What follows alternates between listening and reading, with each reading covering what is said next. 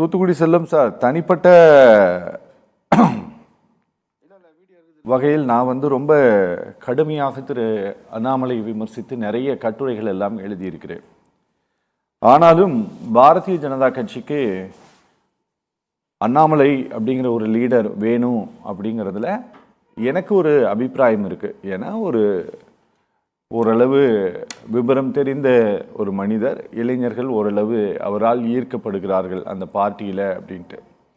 அவர் விலகி புதிதாக ஒரு கட்சி தொடங்குறாரு அப்படின்னா அது பாஜகவில் இருக்கக்கூடியவர்கள் திரு அண்ணாமலை பக்கம் போவதற்கான வாய்ப்பு இருக்கிறதா, அல்லது புதியவர்களும் அவரோடு கரம் கோர்ப்பதற்கான சான்சஸ் உண்டா? சத்தியம் தொலைக்காட்சி நிறுவனத்திற்கு, நெறியாளர் அரவிந்தாக்ஷன் அவர்களுக்கு, அதே போலவே என்னுடைய சக பங்கேற்பாளர்களுக்கு, தொழில்நுட்ப கலைஞர்களுக்கு என்னுடைய பணிவான மாலை வணக்கம். அதாவது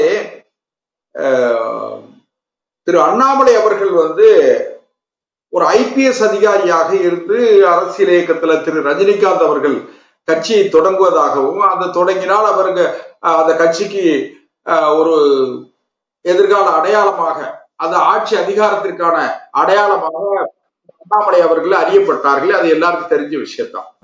ஆனா கடந்த காலங்கள்ல அவர் பாரதிய ஜனதா கட்சியை மிகவும் நேசித்து எண்மண் எண்மக்கள் என்ற யாத்திரை மூலமாக பாரதிய ஜனதா கட்சி இதுவரை நாம் அறிந்தவரை 1984 தொடங்கி இருந்தா, 84 தொடங்கி மத்தியில ஆட்சி அதிகாரத்துல வலுவா இருந்தா கூட தமிழ்நாட்டுல அந்த 3% வாக்குகளை அவர்களால் தாண்ட முடியவில்லை கடந்த காலத்துல. ஆனால் திரு அண்ணாமலை அவர்கள் தமிழ்நாடு பாரதிய ஜனதா கட்சியினுடைய தலைவராக பொறுப்பேற்ற பிறகு அவருடைய கடுமையான உழைப்பின் மூலமாக மக்களிடத்தில் ஒரு ஈர்ப்பை, நம்பிக்கையை ஏற்படுத்தினார். அதன் மூலமாக இன்னும் சொல்ல போனீங்கன்னா ஒவ்வொரு கிராமத்திலும் ஒவ்வொரு வீட்டிலும் ஒரு பாரதிய ஜனதா கட்சியை நேசிக்கிற ஒருவனை அல்லது பிரதமர் நரேந்திர மோடி அவர்களை கொண்டு சேர்த்த பெருமை திரு அண்ணாமலை அவர்களுக்கு தான். அந்த கிரெடிட் அவருக்கு தான். ஆனால் பாரதிய ஜனதா கட்சி ஒரு அகில இந்திய கட்சி, காங்கிரஸா இருக்கட்டும், பாரதிய ஜனதா கட்சியாக இருக்கட்டும், அவர்கள் கள நிலவரத்தை, ஒரு மாநில கட்சி மாநிலத்தினுடைய கள நிலவரத்தை சரியா உணர முடியாம அல்லது கோஷ்டி பூசல்கள்ல சிக்கி அவரை அதிமுக தலைமையினுடைய விருப்பத்திற்காக பாரதிய ஜனதா கட்சியினுடைய மாநில தலைவர் மாற்றப்பட்டார். அதனுடைய விளைவு என்னன்னு கேட்டா 2024 18.5% வாக்குகள், ஏறக்குறைய 82 லட்சம் வாக்குகளை பெற்ற அந்த அணி, பாரதிய ஜனதா கட்சி அணி, பாரதிய ஜனதா கட்சி மட்டுமே ஒரு 11% வாக்குகளுக்கு மேல பெற முடிஞ்சதுன்னு சொன்னா அது அண்ணாமலையினுடைய உழைப்பு. ஆனால் அந்த அவருடைய உழைப்பை உதாசீனப்படுத்திவிட்டு திரு எடப்பாடி பழனிசாமி அவர்களை திருப்திப்படுத்த வேண்டும் அல்லது அவருடைய விருப்பத்தை நிறைவேற்ற வேண்டும் என்பதற்காக அண்ணாமலை அவர்களை பாரதிய ஜனதா கட்சி தலைவர் பதவியில இருந்து நீக்கியது மிகப்பெரிய வரலாற்று பிழை. அதனுடைய விளைவு என்னன்னு கேட்டா, அவர் சட்டமன்ற தேர்தலில் அவர் போட்டியிட விரும்பல.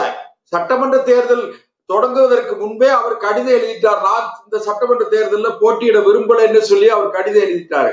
அவரு தொகுதி கேட்டாரு, கொடுக்கல அப்படின்னு சொல்றதெல்லாம் வெறும் கற்பனை, யூகம்தான். ஆனால் அவர் இந்த தேர்தல் களத்துல பிரச்சாரம் பண்ண கூட விரும்பல.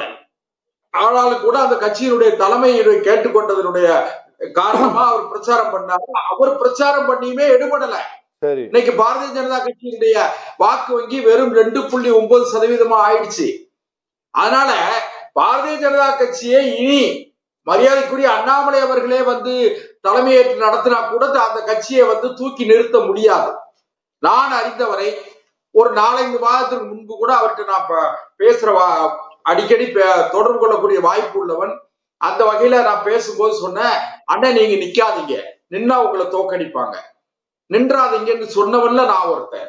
நீங்க தேர்தலை நீங்க இந்த தேர்தலில் நிக்காதீங்கன்னு சொன்னேன். அதனால எதுக்காக சொல்ல வரேன்னா, அண்ணாமலை அவர்கள் விரும்பாமலே தேர்தல் பிரச்சாரம் செய்தார். சரி, ரைட்டு. அண்ணாமலை அவர்கள் இன்னைக்கு கட்சியிலிருந்து விலகிறார். இதனால ஒரு பெரிய என்ன வந்துரும் அப்படின்னு சொல்லி யாருக்காவது ஒரு கேள்வி வரும். அப்படி வந்தா இன்றைக்கு திரு விஜய் அவர்கள் திராவிட மாடல் அதிமுக இப்படிலாம் அவங்க 2 பேரையும் தோற்கடிக்கணுங்கிற வேகமும் அந்த மனநிலையும் மக்கள்கிட்ட இருந்தது. அதாவது திராவிட மாடல் அப்படின்னு சொன்ன திமுகவுடைய நாட்டாமை மனநிலை, ஆதிக்க மனநிலை, அதிமுக தலைமையின் மீது நம்பிக்கை, பலகீனமான அதிமுக தலைமை இரண்டும் தோற்கடிக்கப்பட வேண்டும் என்கிற எண்ணம் இருந்தது. அதை திரு விஜய் அவர்கள் அறுவடை செய்துட்டார். அதுல திரு அண்ணாமலையை பின்பற்றி இருந்த நடுநிலை வாக்காளர்கள், அண்ணாமலை அவர்களிடத்தில் இருந்த இளைஞர்கள், அவர்களும் திரு விஜய் அவர்களுக்கு வாக்களித்தார்கள். அதான் முக்கியம். அண்ணாமலைக்கு அவரு பிஜேபிக்கு வாக்களிக்கல. அண்ணாமலையை நேசித்தவர்கள், அண்ணாமலையை விரும்பியவர்கள் கூட பிஜேபி திரு விஜய் அவர்களுக்கு வாக்களித்தார்கள். விஜயனுடைய இந்த 108 இடங்கள் வெற்றிக்கு திரு அண்ணாமலை அவர்களுடைய அண்ணாமலையினுடைய கொஞ்சம் அண்ணாமலையை ஒதுக்கி வைத்தது பிஜேபி செய்த தவறு. அந்த தவறும் ஒரு காரணம் விஜயனுடைய வெற்றிக்கு. இப்போ அண்ணாமலை அவர்கள் ராஜினாமா கடிதம் கொடுத்துட்டாங்க. நான் உறுதியா சொல்றேன், ராஜினாமா கடிதம் கொடுத்துட்டாரு. திரு அமித்ஷா அவர்கள் கேட்டுக்கொண்டதற்கிணங்க இன்றைக்கு ஒரு நாள் அவர் டெல்லியில இருக்கிறதா ஒரு தகவல். இன்றைய பாரதிய ஜனதா கட்சி தலைவர் திரு நயனார் நாகேந்திரன் அவர்கள் டெல்லிக்கு விரைந்திருப்பதாக சொல்கிறார்கள். ஆனால் கூட நான் அறிந்த வரையில அவருக்கு 4ஆம் தேதி பிறந்த நாள். 4ஆம் தேதி அவர் ஒரு குறிப்பிட்ட அறிவிப்பை வெளியிடுவதற்கு வாய்ப்பு இருக்கு. அவர் மாநில தமிழ்நாட்டினுடைய நலன் சார்ந்த, தமிழர்கள் நலன் சார்ந்த ஒரு மாநில கட்சியை ஆரம்பிப்பதற்கான வாய்ப்பு அதிகமாயிருக்கு.